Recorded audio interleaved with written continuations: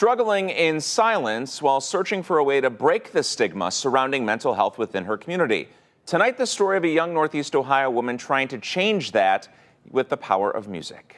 Well, when I was 5, my mother passed away from cancer.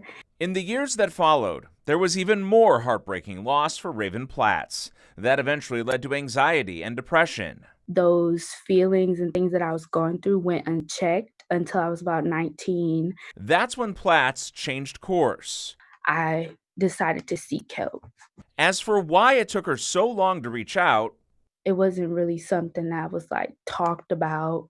Platts tells me within the Black community, staying silent and not seeking professional help is sadly the norm. Therapy is for white people.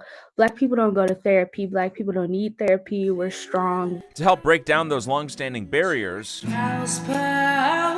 this singer and songwriter released Borderline. I actually shared my experience and my journey, and it was deep and vulnerable. Every track on the album addresses some aspect of mental illness.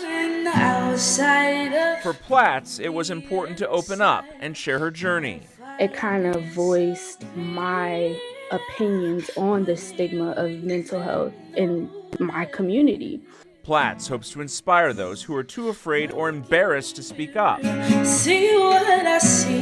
People aren't really seeing examples of other people leading the way for that conversation. A conversation that could lead to a courageous moment where someone says, "I can't do it on my own, and I need help."